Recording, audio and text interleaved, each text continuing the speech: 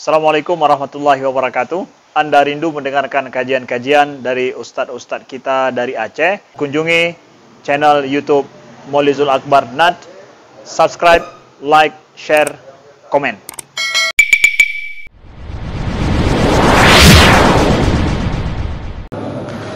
Alhamdulillahi Rabbil Alamin. Nahmaduhu wa nasta'inuhu wa nastaghfiruhu wa nastahdihi. ونعوذ بالله من شرور أنفسنا ومن سيئات أعمالنا من يهده الله فلا مضل له ومن يضلل فلا هادي له أشهد أن لا إله إلا الله وحده لا شريك له وأشهد أن محمدا عبده ورسوله اللهم صل وسلم وبارك على سيدنا محمد وعلى آله وصحبه وسلم سبحانك لا علم لنا إلا ما علمتنا إنك أنت العليم الحكيم اللهم علمنا ما ينفعنا وانفعنا بما علمتنا وزدنا علما ربنا إننا آمنا فاغفر لنا ذنوبنا وقنا عذاب النار أما بعد. Saudaraku, para pendengar dan seluruh para hadirin dan hadirat yang telah berhadir di Masjid Makmur Oman, Kota Banda Aceh yang dimuliakan Allah. Alhamdulillah, dengan izin Allah kita berjumpa kembali di masjid yang mulia ini dalam kajian akidah dan pemikiran Islam yang senantiasa setiap pekannya kita berada di sini mengasuh. Dan kami mohon maaf, sekitar 2 pekan yang lalu kami tidak berada di tempat dalam rangka safari dakwah, undangan ke Masjid Istiqlal di Jakarta dan Masjid Sunda Kelapa, serta safari dakwah Jakarta dan Jawa Barat. Jadi 2 pekan mungkin di sana tidak sempat bersua dengan para jamaah sekalian. Alhamdulillah, dengan izin Allah pada maghrib ini kita berjumpa kembali. Sama-sama kita meniatkan i'tikaf di masjid dan kita niatkan juga untuk menunggu salat Isya. Dan juga kita niatkan untuk menimba ilmu, belajar ilmu agama. InsyaAllah 3 niat ini sekaligus mudah-mudahan berlipat pahala, berlipat ganda pahala kita sambil kita duduk sejenak, rehat setelah 1 hari penuh full kita bekerja dari pagi sampai sore. Ini adalah masa jeda sejenak, masa rehat. Dan masa rehat kita bukan di depan televisi, bukan di depan hiburan yang lain, tapi hiburan untuk ibadah, hiburan untuk menuntut ilmu. Alhamdulillah, ini sebuah nikmat yang luar biasa. Nah, topik kita pada pembahasan kali ini adalah masih mengenai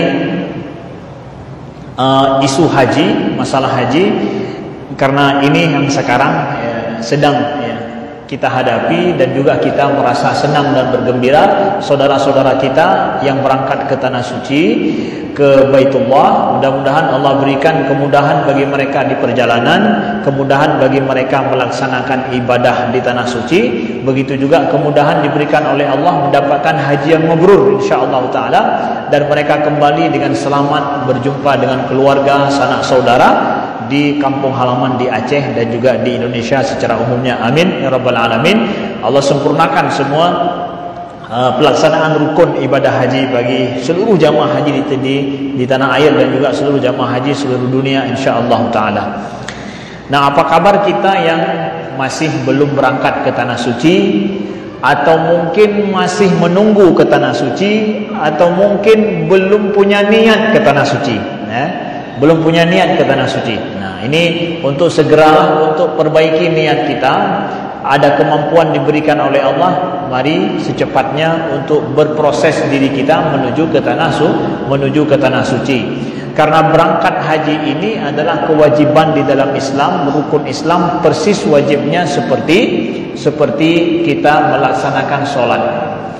Allah berfirman dalam Al-Quran, walillahi 'alan nasi hajjul bait man istata'a ilaihi sabila.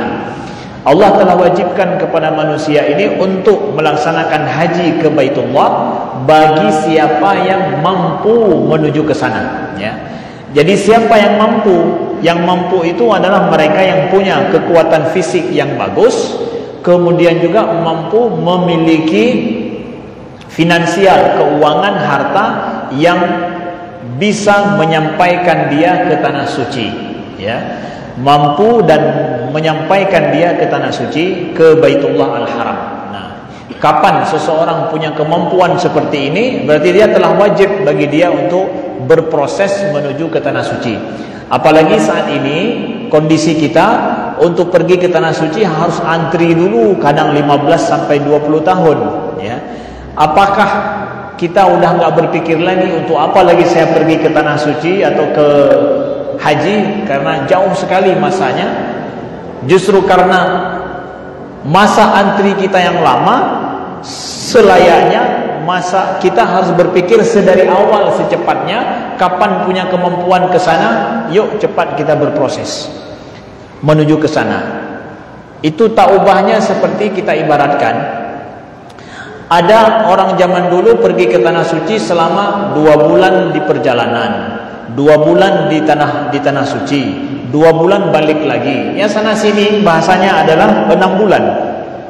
Hari ini kita berangkat ke tanah suci bukan 6 bulan sampai ke sana, tapi ya 20 tahun. Ibaratkan persis seperti orang jalan kaki.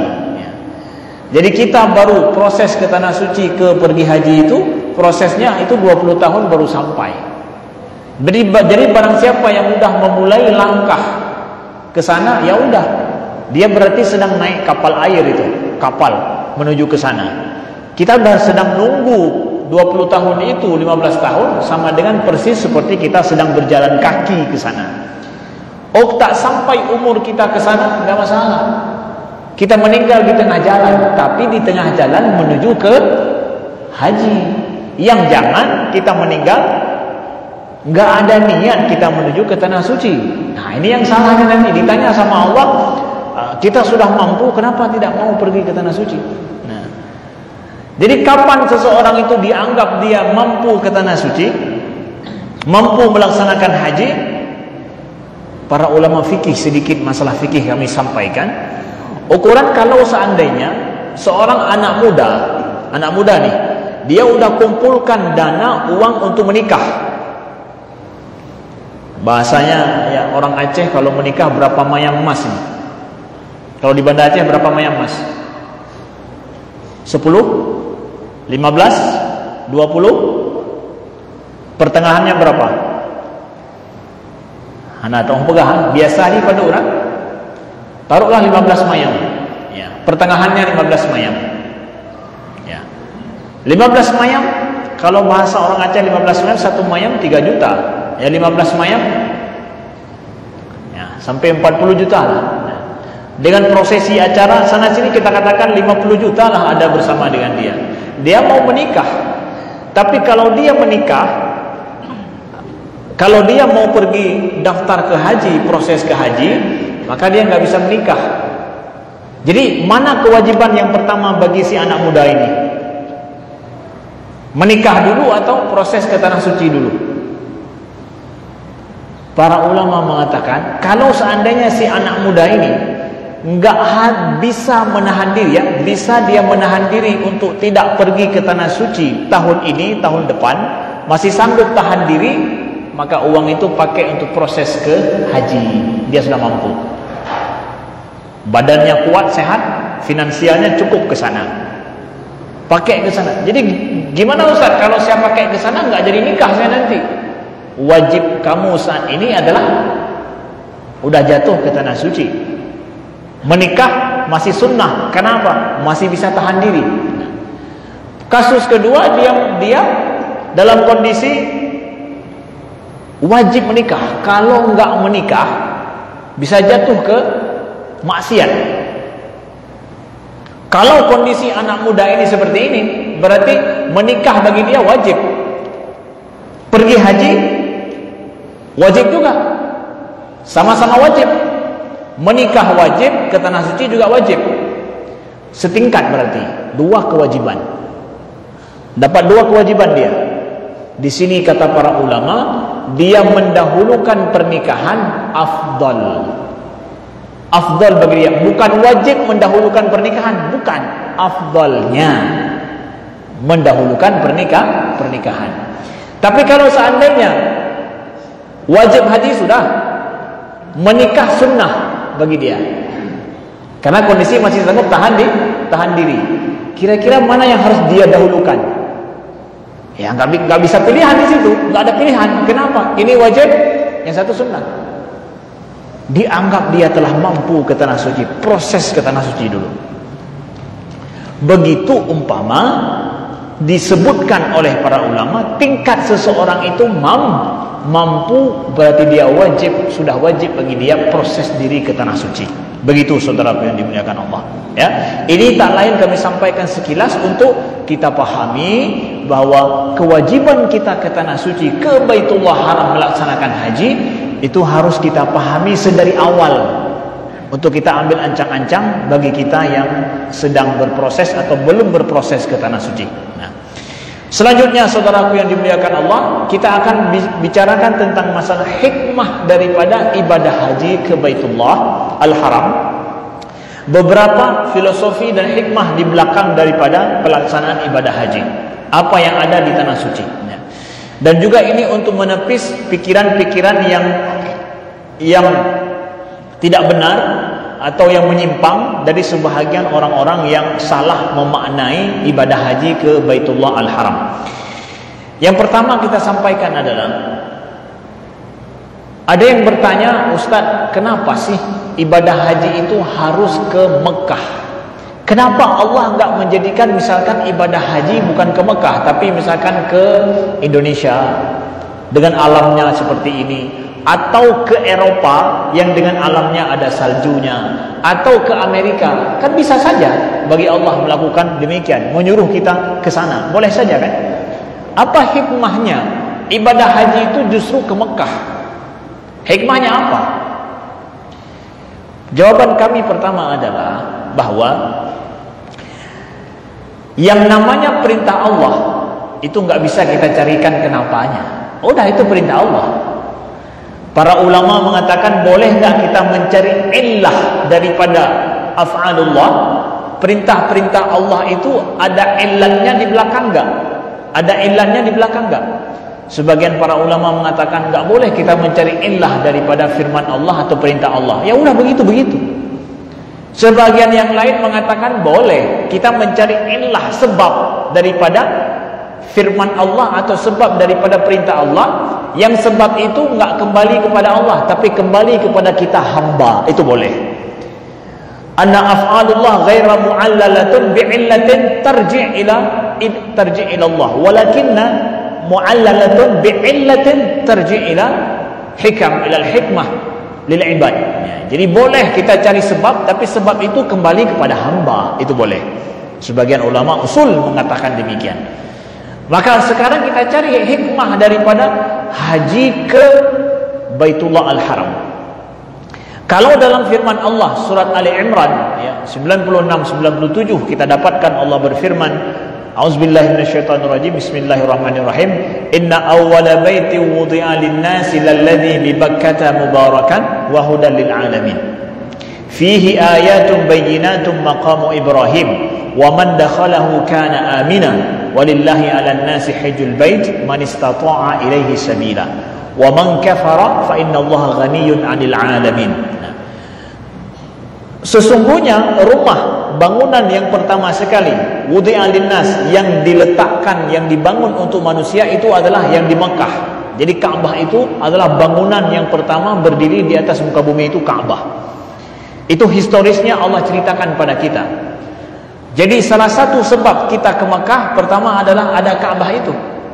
Makanya karena itu Ka'bah, rumah yang pertama yang didirikan oleh Allah untuk manusia, ya, maka kesanalah kita kembali mengarah dan menuju ke sana. Itu pertama. Orang kemudian bisa tanya lagi, kenapa harus di Mekah? Kan boleh saja rumah itu dibangun di Indonesia, rumah itu dibangun di Eropa. Kenapa harus di Mekah? Ini kahit dah jawab belum. Cuma hikmahnya ada. Hikmahnya kita lihat sekarang. Ketika Allah menyuruh kita di seluruh dunia untuk melaksanakan ibadah haji justru ke Ka'bah, menuju ke Mekah, yang Ka'bah itu ada di Mekah. Lihat geografis Mekah itu seperti apa. Mekah, saudaraku dimuliakan Allah, itu sebagaimana kata Nabi Ibrahim, wadid ghairi dhi zar'in. Itu lembah yang tidak ada tumbuh-tumbuhan di sana. kering, kerontang, lembah begitu. Waktu kami pergi awal, pengalaman kami pergi awal ke haji, itu pada tahun 2003, melihat Baitullah Al-Haram itu persis di dalam kolong begitu. Di bawah betul-betul diapit oleh bukit yang banyak, sehingga nampak ya Allah Baitullah di situ. Di kolong-kolong, di bagian daripada diapit oleh bukit-bukit itu, betul-betul wadi lembah begitu, dia sebuah lembah. Dan itu semuanya gunung-gunung yang enggak ada betul-betul, adalah gunung batu semuanya. Udaranya panas, ya. Tidak ada tempat berteduh, ya. Suasananya nampak terasa tidak nyaman sekali, seakan-akan. Nah, begitu. Nah, di sini hikmah paling besar saudaraku yang dimuliakan Allah, bahwa kita boleh bandingkan kalau seandainya haji itu misalkan ke Eropa, umpamakan di Swiss misalkan. Kita pergi haji ke Swiss, ya. Swiss itu seperti apa di Swiss itu? Ya. Di sana gunungnya bagus, cantik. Kemudian danau-danaunya indah, saljunya luar biasa. Kira-kira kalau orang pergi haji ke Switzerland, ke Swiss, itu mereka lebih nyamannya di dalam masjid atau di luar masjid? Di luar masjid. Pergi iming-iming, hanya notabene-nya judulnya pergi ke haji, cuma sehari aja di situ, lebih banyak di luar, main ski lah di sana, kemudian macam-macam. Kenapa? Lebih indah alam di luar. Di Mekah kita pergi ke sana, kalau mau pergi ke Mekah untuk traveling, untuk mencari pemandangan yang indah, enggak ada di sana Bapak Ibu sekalian. Rugi pergi ke sana kalau untuk melihat pemandangan yang indah. Lalu apa juga yang indah di sana? Yang indah di sana adalah ibadah kita, pengalaman ruhani kita. Siapa yang pergi ke haji di Ka'bah di Mekah, itu adalah menuju kepada alam ruhani, hubungan dia dengan Allah yang lebih indah daripada semua tanah di atas muka bumi ini. Dia akan mendapatkan pengalaman ruhani yang indah tiada tara, itu justru di Mekah, justru itu di Baitullah, justru itu di haji. Buktinya mana? Coba tanyakan bagi yang sudah pergi haji, ada rencana pergi sekali lagi atau taubat nggak akan pergi-pergi lagi?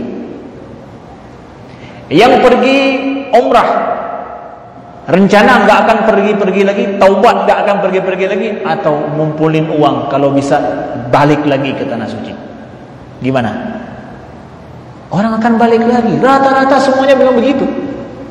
Nggak ada yang, kalau misalkan ada travel yang bilang bahwa siapa yang nggak mendapatkan suasana aman, indah dan nyaman, pengalaman yang luar biasa dia pergi ke Mekah dan Madinah, maka uangnya dikembalikan 100%.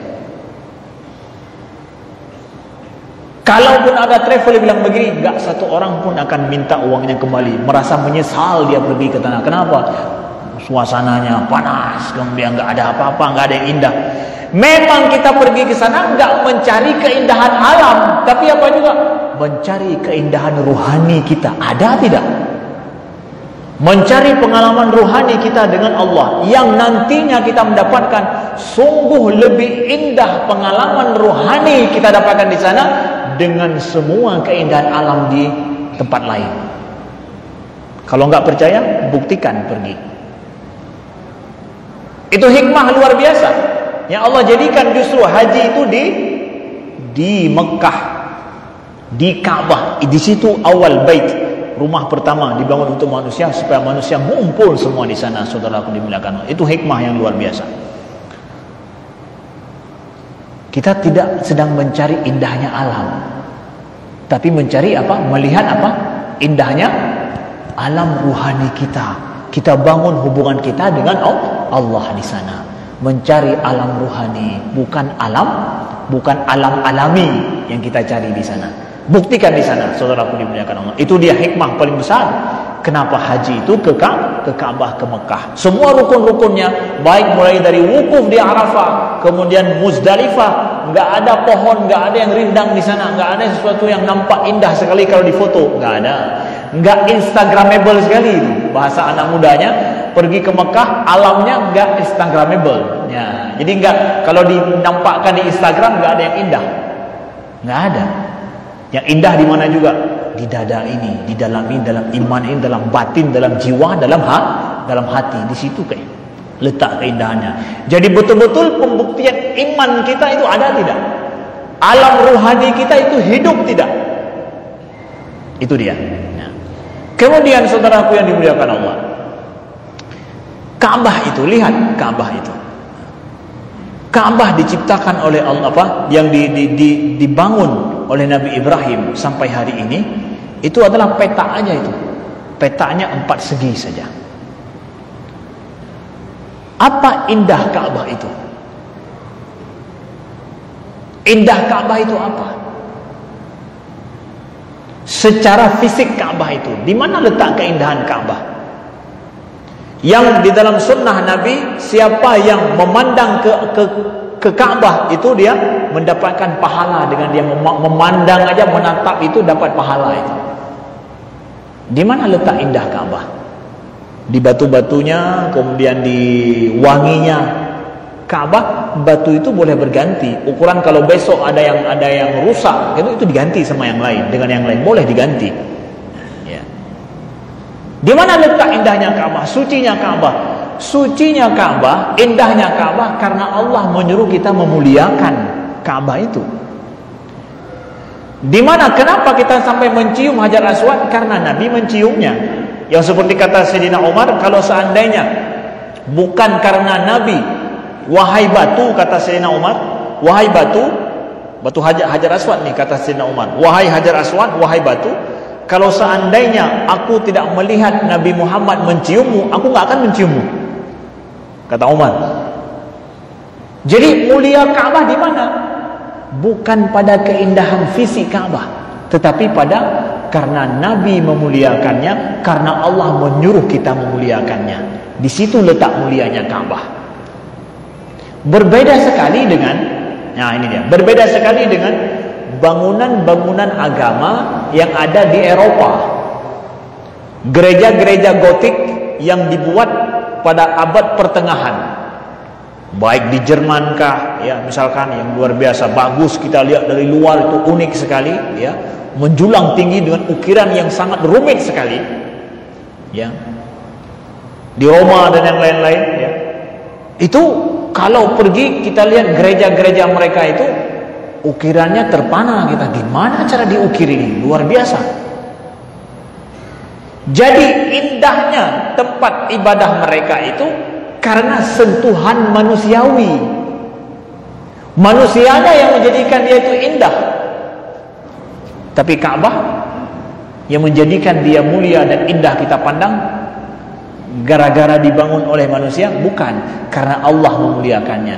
Jadi pandangan kita indahnya Ka'bah itu adalah kemuliaan dari Allah. Jadi nggak ada unsur manusiawinya di situ. Tapi yang ada unsur ilahi yang ada pada Ka'bah itu. Sedangkan bangunan agama-agama lain indahnya itu karena hasil rekayasa manusia yang buat. Indah ini karena manusia, bukan indah. Tapi Ka'bah itu indahnya gara-gara apa? Enggak ada, bukan gara-gara ukiran sentuhan daripada karya manusia, bukan.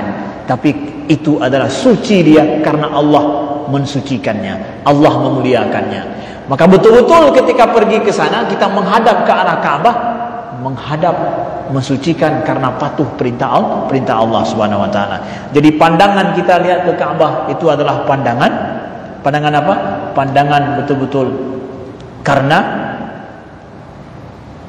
kemuliaan daripada Allah Subhanahu wa taala. Kita dapat pahalanya daripada Allah Subhanahu wa taala. Betul-betul semuanya ilahi di sana. Ya, bukan unsur manusia. Nah, bentuknya juga Ka'bah itu sangat sederhana sekali, 4 segi begitu, ya. Nggak rumit-rumit, nggak, 4 segi begitu. Di dalamnya juga yang ada cuma tiang-tiang, ya. Mulianya karena Nabi memuliakannya. Kemudian itu penjelmaan daripada Islam yang gak rumit. Islam itu mudah sekali. Islam itu gak rumit tapi mudah sekali. Sebagaimana Ka'bah itu tidak rumit, biasa, simple, sederhana dan mudah. Penjelmaan agama Islam juga seperti itu, enggak rumit, enggak susah, tapi sangat mudah sekali untuk dipahami. Itu kata para ulama di antara hikmah Ka'bah yang sederhana dan mudah sekali itu. Penjelmaan daripada agama Islam yang mudah itu. Lalu saudaraku yang dimuliakan Allah, hikmah kita disuruh untuk tawaf yang merupakan ibadah haji, rukun haji itu.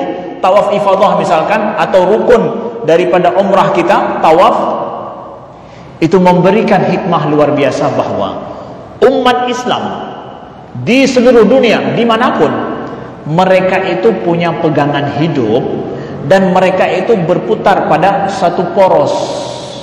Kita semua punya satu poros di mana kita semua berputar di situ. Ada petunjuk arah dalam hidup kita. Kita semua berputar di poros yang sama. Walaupun kita di Indonesia, ada Muslim di Amerika, Muslim di Eropa, Muslim di India, Muslim di China, ya, Muslim di Meksiko, ya, tapi semua mereka pada dasarnya mengarah pada arah yang satu, berputar pada poros yang sama, punya referensi hidup yang sama. Kita nggak sesat. Kita nggak sesat, sama.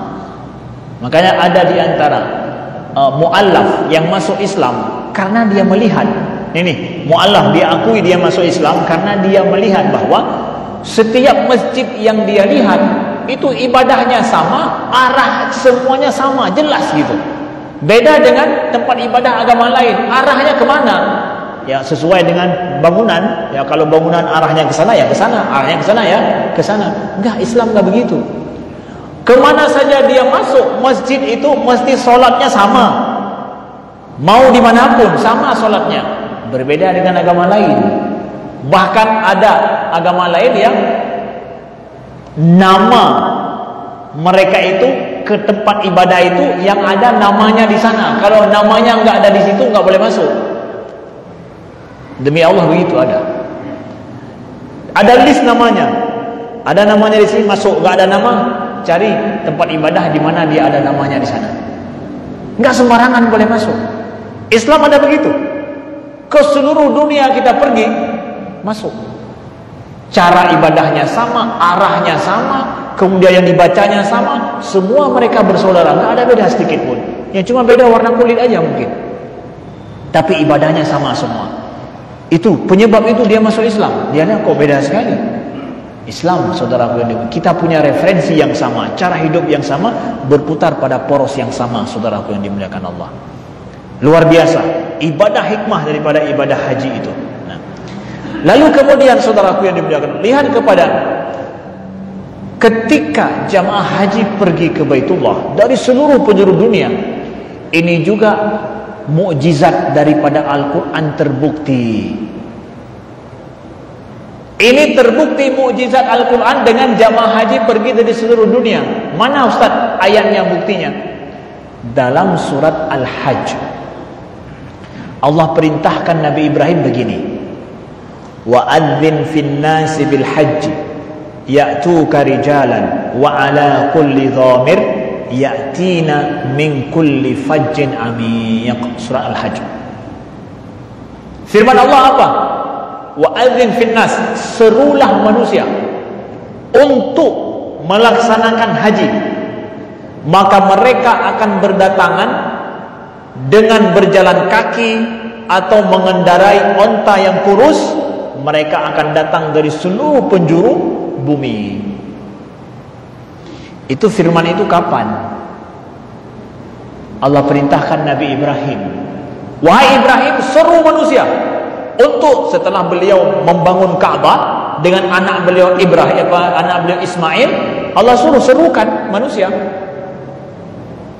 Mereka akan datang berjalan kaki, naik onta yang kurus.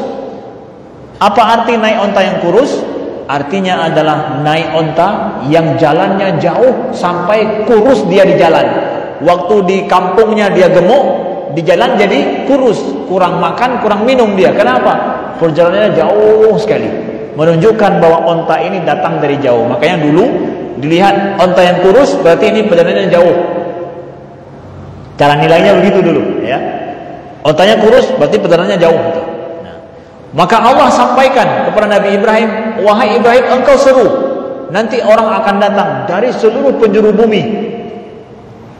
Begitu juga kalau kita maknakan diturunkan pada Nabi Muhammad, begitu juga Nabi Muhammad pada saat itu yang masuk Islam ya orang Jazirah Arab saja. Adakah orang yang datang ke tanah suci itu dari seluruh penjuru dunia? Pada masa Nabi Muhammad enggak. Tapi apakah ayat ini terbukti kemudian? Terbukti enggak? Hari ini yang datang ke Mekah itu seluruh penjuru dunia. Terbukti hari ini. Kita lihat langsung dengan nyata. Ayat yang Allah sampaikan dengan nyata terlihat. Lebih nyata lagi kalau kita bayangkan pada masa Nabi Ibrahim. Pada masa Nabi Ibrahim, ketika Nabi Ibrahim sudah membangun Ka'bah dengan Ismail, itu enggak ada orang di situ. Nabi Ibrahim suruh ajak manusia, seru, wahai Ibrahim. Ya Allah, apa yang aku suruh? Enggak ada orang di sini, enggak ada siapa-siapa di sini. Siapa yang aku panggil? Panggil saja, mereka akan datang nantinya. Oh iya, Pak Urung. Oh, dah hoi. Enggak ada yang datang. Enggak, tugasmu serukan. Nanti mereka akan datang. Kapan? Setelah engkau meninggal, setelah engkau tiada? Iya. Nanti mereka akan datang. Kapan? Mungkin 1000 tahun yang akan datang, mungkin 2000 tahun yang akan datang. Pokoknya akan terjadi, wahai Ibrahim. Serukan saja. Hari ini kita lihat itu. Ini hikmah paling besar, mukjizat paling besar kita lihat di haji itu. Makanya pergi haji itu subhanallah, betullah firman Allah ini. Mereka datang dari seluruh penjuru dunia. Itu pun hari ini ditahan. Kalau nggak ditahan, membludak Mekah itu. Bayangkan kalau misalkan dibawa orang Aceh, boleh pergi siapa saja, boleh pergi, semua boleh pergi haji. Kira-kira berapa juta orang Aceh yang akan berangkat? Setengah orang Aceh akan berangkat. Saking rindunya dia ke tanah suci. Begitu juga negara-negara lain. Kalau enggak ditahan, tahan. Supaya apa? Yang pergi ke sana bisa melaksanakan ibadah haji dengan baik. Kalau enggak, akan chaos, akan terjadi yang tidak kita inginkan di sana. Ditahan ini. Akan datang dari seluruh penjuru bumi ke sana. Terbukti saudaraku yang dimuliakan Allah. Mukjizat besar kita lihat di tanah suci sampai hari ini. Kemudian ada air Zam-Zam lagi. Di sana ada air Zam-Zam, itu mukjizat alami yang kita lihat diberikan oleh Allah kepada kita sampai hari ini. Dia nggak pernah putus-putus. Seorang ahli dari Mesir bernama ahli geografi, ulama ahli geologi dari Mesir bersama Profesor Dr. Zaghlul Najjar. Zaghlul Najjar beliau ahli tafsir juga ahli geologi. Ya, beliau sekolah profesor beliau dari Inggris. Itu ahli geologi di Mesir, juga ahli tafsir ilmiah. Beliau sampaikan bahwa karakteristik batu kota Mekah itu mustahil menyimpan air. Hampir mustahil menyimpan air. Karakteristik batu kota Mekah itu nggak bisa menyimpan air. Bate mendung, Pak Idu iya. Semuanya batu.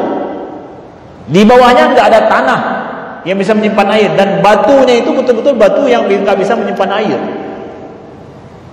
Nah, dari mana bisa datang air yang terus-menerus tanpa henti itu? Itu betul-betul mukjizat Tuhan. Betul-betul kita lihat air Zam-Zam itu yang terus memancar. Orang Mekah semuanya tiap hari minum air Zam-Zam. Yang orang Mekah nggak mau minum kalau bukan air Zam-Zam. Mereka konsumsi air Zam-Zam terus. Bukan disimpan untuk orang haji saja, bukan. Itu distribusi untuk orang Mekah, di luar Mekah juga air Zam-Zam. Ke Madinah juga mereka konsumsi setiap hari air Zam-Zam. Kira-kira berapa kubik air Zam-Zam setiap hari harus keluar? Sedangkan karakteristik kota Mekah dan batu Mekah itu nggak bisa menyimpan air. Tapi datang air dari seluruh penjuru. Itu gimana caranya? Itu rahasianya didapatkan, ya. Ketika dibuat terowongan kota Mekah. Kota Mekah dibuat terowongan itu. Dikorek gunung-gunung Mekah itu, dikorek, dibuat terowongan-terowongan jalan. Di situ para ilmuwan mendapatkan ini dia. Ketika terowongan itu dibuat, banyak ternyata air di antara sela-sela batu itu, air yang menujunya ke Ka'bah. Sangat tipis sekali. Serat-seratnya itu sangat tipis sekali, air di situ didapatkan. Itu semua menuju ke Ka'bah. Dari mana nih memancar dia menuju ke Ka'bah? Di mana bisa air itu datang melalui sela-sela batu yang sangat rumit itu, yang sangat strukturnya itu nggak mungkin menyimpan air, tapi dari situ didapat, ini dia, ini yang menuju ke Ka'bah air itu. Luar biasa, saudaraku yang dimuliakan Allah. Mukjizat kita lihat, para ilmuwan membuktikan itu. Maka siapa yang pergi ke sana, kita sedang menuju ke sesuatu yang sangat luar biasa. Di situ terbukti kekuasaan Allah Subhanahu wa taala. Maka rindulah kita dengan Ka'bah, rindulah kita dengan Mekah, dan rindulah kita dengan pengalaman rohani yang sangat luar biasa. Mari kita berdoa, mudah-mudahan Allah jadikan kita min hujjaj Baitillahil Haram. Dijadikan kita semua, saudaraku yang dimuliakan Allah, sebagai orang-orang yang melaksanakan haji ke Baitullahil Haram. Selanjutnya yang terakhir adalah di sana di haji itu adalah ujian terhadap akhlak kita. Siapa aja yang pergi haji atau dia pergi ke Ka'bah, ke Mekah untuk melaksanakan umrah, itu ujian akhlak di sana. Faman farada fihinal hajja fala rafatha wala fusuqa wala jidala fil hajj. Barang siapa yang sudah wajib bagi dia melaksanakan ibadah haji, fala rafatha, tidak boleh berkata-kata rafas, berkata-kata kotor, wala jidala, dan tidak boleh dia untuk berselisih paham, bersih tegang, ngomong entah apa-apa atau bersih tegang dengan saudaranya. Wala fusuqa, enggak boleh berbuat kefasikan. Enggak boleh mengucapkan kata-kata kotor, menghardi orang lain, atau kita bersih tegang dengan orang lain, marah-marahan dengan orang di sana. Juga enggak boleh buat maksiat di haji itu. Haji adalah ujian akhlak bagi orang yang menuju ke Mekah. Ujian akhlak bagi orang itu, yang dimana di haji itu kita semuanya damai luar biasa. Nggak boleh kita bahkan mencabut, jangankan bulu orang lain, bulu rambut kita sendiri nggak boleh kita cabut. Bulu rambut sendiri nggak boleh cabut, haram cabut bulu rambut kita. Bulu di tubuh kita nggak bisa tercabut, apatah lagi bulu dan rambut orang lain. Kuku kita sendiri nggak boleh potong, apalagi kita potong bagian organ tubuh orang lain, kuku orang. Lihat betapa damainya haji itu. Nggak boleh ada satu ranting pun yang patah. Kalau kita lewat, nggak boleh. Ranting nggak boleh patah. Tubuh orang lain, jangankan darahnya tumpah, jangankan melukai, rambut orang lain aja nggak boleh tercabut oleh kita. Bayangkan. Mulut kita nggak boleh melukai hati orang lain, nggak boleh. Nggak boleh mulut kita melukai hatinya, nggak boleh. Bukankah itu ujian akhlak yang luar biasa? Sehingga seorang mu'allaf dari Jerman bernama Murad Hoffmann, pemikir Jerman, dia masuk Islam, Murad Hoffmann, pada tahun 1980. Dia mengatakan ketika pergi haji bahwa hukum sosial di haji itu nggak bisa pakai. Bahkan hukum sosial saja nggak bisa pakai di sana katanya. Kenapa? Karena orang di haji menjaga akhlaknya lebih hebat daripada hukum sosial yang terjadi di tempat lain. Pengalaman dia bilang ketika dia pergi haji, ada mobil yang dibawa secara ngawur sehingga masuk menabrak jamaah haji yang sedang jalan di jalan, dibawa ugal-ugalan oleh sopirnya, sehingga menabrak kerumunan jamaah haji. Secara kebiasaan hari-hari, kalau saya di Banda Aceh dia tabrak, kagak depu urang dalam gedor, gemai motor kenan, gimana kejadian? Buka motor, cok tupai, ambil sopirnya, diadili secara rame-rame kan? Itu pantas kan? Artinya bahwa ya kesalahan dia, ngawurnya dia, udah tahu orang ini kok begitu ya. Sosialnya begitu. Di sana nggak berlaku begitu. Orang yang ditabrak jatuh begitu, bangun, ya, cuma membersihkan diri, sopirnya minta maaf, orang yang ada di situ menolong yang sudah mungkin tertabrak sehingga jatuh, ya. Kemudian sopirnya diingatkan baik-baik, dielus-elus, digusuk-gusuk bahasa Arabnya, ya. Semua saling maaf-maafan, enggak ada masalah apa-apa. Lanjut masing-masing. Hanya pernah terjadi. Semua lega dan memaafkan dengan biasa, mudah sekali. Sehingga kata Murad Hoffman, ini hukum sosial enggak berlaku di sini. Lebih hebat, lebih baik akhlak jamaah haji daripada hukum sosial yang ada. Ujian akhlak luar biasa bagi mereka yang pergi ke sana. Maka datanglah ke tanah suci, saudara kami yang ada di tanah suci, dengan kebaikan akhlak terbaik yang kita miliki. Apa sisa-sisa akhlak? Buktikan di tanah suci. Mau tahu iban? Mau tahu baru mulai hilang. Menan. Kalaulah di tanah suci kita mampu sebaik-baik menjadi hamba Allah, maka pulanglah nantinya ke tanah air dengan menjadi sebaik-baik hamba Allah. Yang belum mampu untuk pergi haji ke tanah suci untuk membuktikan akhlaknya yang mulia, maka pergi umrah, buktikan akhlak kita yang mulia. Sanggup enggak di sana? Maka pulanglah ke sini dengan akhlak kita yang mulia itu. Sekian, terima kasih, mudah-mudahan berguna dan bermanfaat. Subhanakallahumma wa bihamdika asyhadu an la ilaha illa anta astaghfiruka wa atubu ilaika. Wassalamualaikum warahmatullahi wabarakatuh.